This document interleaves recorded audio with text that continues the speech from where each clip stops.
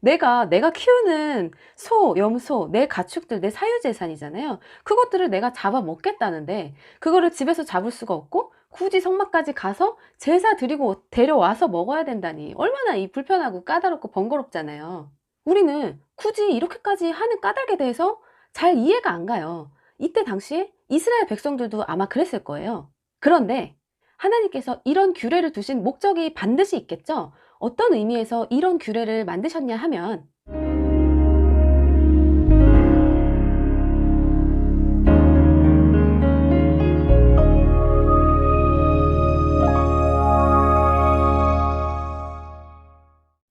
샬롬! 성경 쉽게 읽어주는 라니입니다.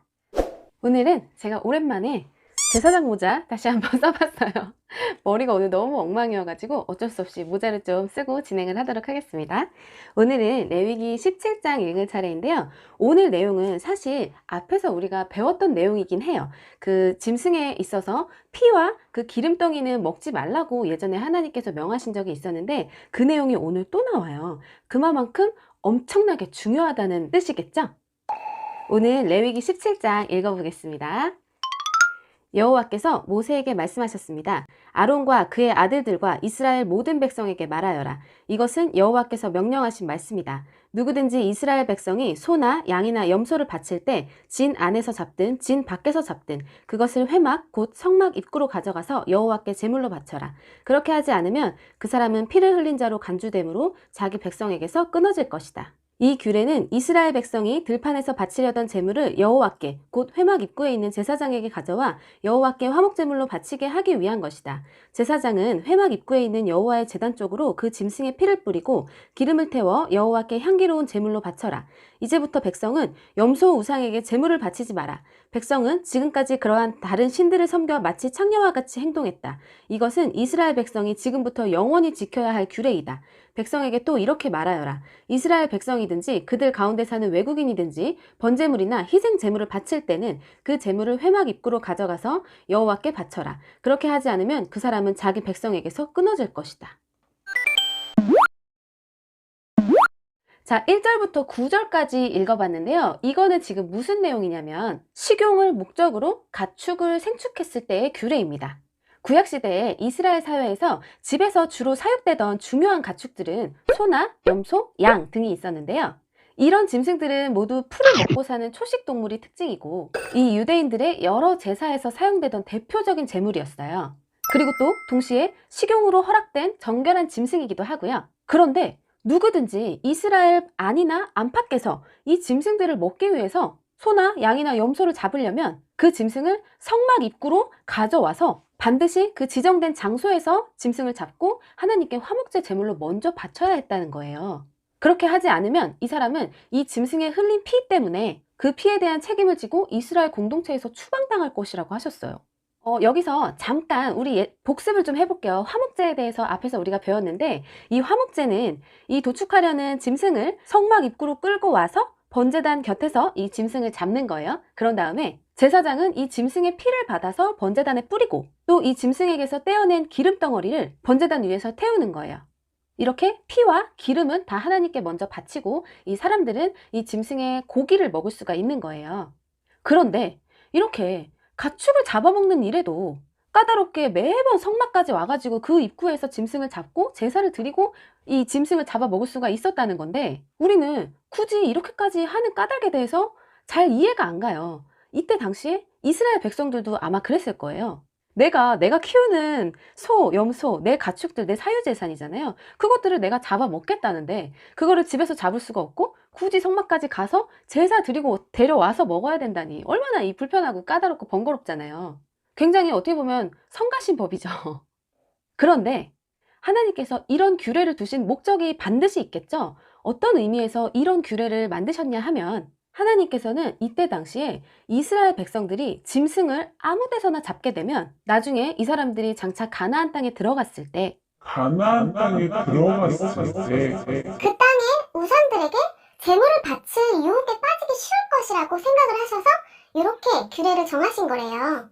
왜냐하면 하나님께서는 이스라엘 백성들을 계속해서 거룩한 백성으로 계속 이게 훈련을 시키고 계시는 중이고 다른 이방 민족들과 철저하게 구분되길 원하셨거든요. 근데 그때 당시에 가나안 사람들은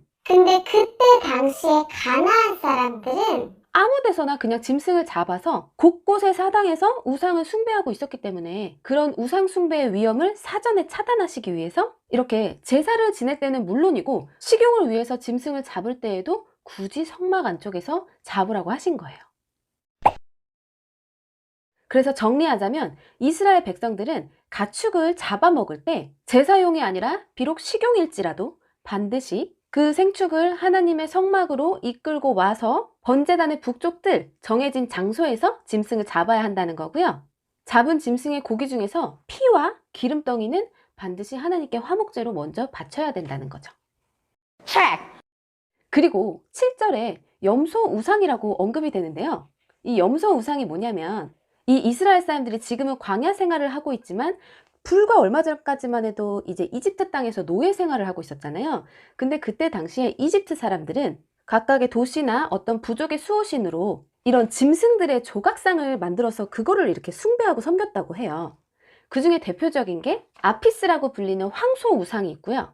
판이라고 불리는 순염소 우상, 그리고 아문이라고 불리는 순양 우상이 있었다고 해요.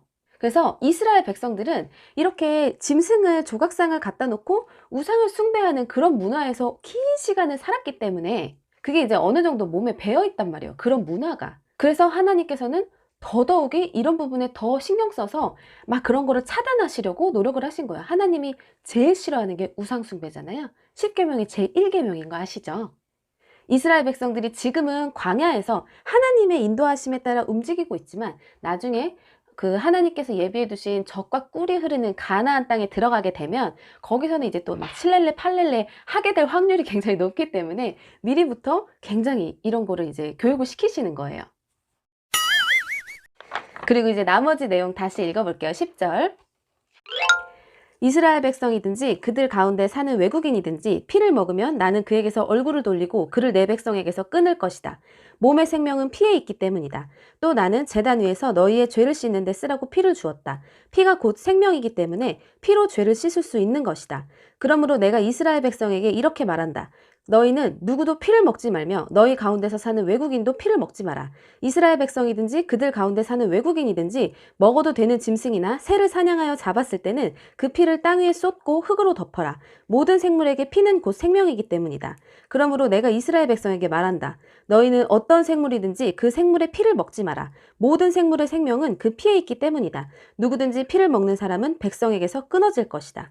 이스라엘 백성이든지 그들 가운데 사는 외국인이든지 저절로 죽었거나 다른 들짐승에게 찢겨 죽은 짐승의 고기를 먹으면 그는 자기 옷을 빨고 물로 온몸을 씻어야 한다. 그는 저녁 때까지 부정하고 그 뒤에야 깨끗해질 것이다. 만약 옷을 빨지 않거나 몸을 씻지 않으면 그는 죄의 대가를 치를 것이다.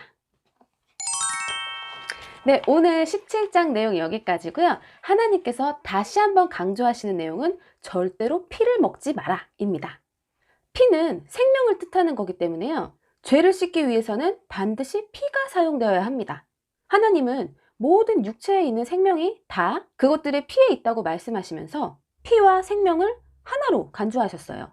그래서 이 같은 맥락에서 하나님께서는 피가 죄를 씻는다고 말씀하신 건데요. 이거는 이 피 그 자체에 어떤 신비한 능력이 있어서가 아니라 하나님께서 이 피를 속죄의 유일한 도구로 채택하셨기 때문이에요. 왜냐? 이 피가 곧 생명의 상징이니까요. 그래서 사람이 피를 못 먹게 하는 거예요. 일찌감치 에덴 동산에서 하나님께서 죄의 싹은 죽음이라고 선포하신 바 있죠. 피를 흘린다는 거는 곧 생명의 죽음을 의미하는 건데 그래서 하나님께서는 사람의 죄를 전가받은 그 희생 제물의 피를 보시고는 이 죄 지은 사람이 이 죄의 대가로 인해서 죽었다고 간주하신 거예요. 그래서 그 사람을 용서해 주는 거죠. 사실은 대신 이 짐승이 죽은 거죠, 나 대신에. 이게 하나님께서 이때 당시에 인간들을 용서하시는 방식이었고 그게 바로 구속의 원리였어요.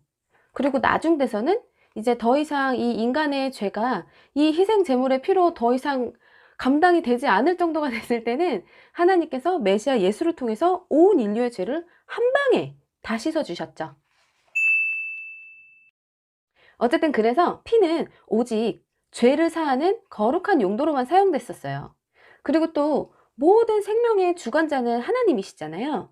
따라서 이 생명과 마찬가지인 피를 내가 먹거나 막 함부로 이렇게 한다면 생명의 주관자 되시는 하나님의 주권을 침해하는 신성 모독죄가 된다고 합니다. 그리고 또 마지막 내용은 이스라엘 뭐 자국민이든 외국인이든 나그네든 어쨌거나 이제 식용 목적으로 성막들에서 잡은 짐승이 아니라 그냥 죽어있는 짐승이나 뭐 맹수에게 찢겨 죽은 짐승, 이런 짐승들을 먹었을 때 피나 기름을 하나님께 바치지 않고 그냥 먹었잖아요. 그럴 때는 또 이제 부정을 입은 것으로 간주되었기 때문에 옷을 빨고 목욕을 해야지만 다시 정결한 상태로 돌아갈 수가 있었어요.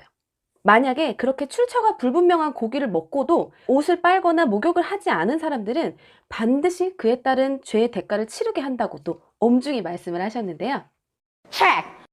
오늘의 내용을 두 가지만 기억하시면 돼요. 짐승을 잡을 때는 반드시 성막의 안에 북쪽 뜰에서 잡아야 되고요. 어떤 지정된 장소에서 잡아야 되고, 그리고 짐승의 피와 기름을 절대로 인간이 먹어서는 안 된다. 이것만 기억해 주시면 되겠어요. 오늘도 영상 시청해 주셔서 감사드리고요. 다음 시간에 또 만나요. 안녕.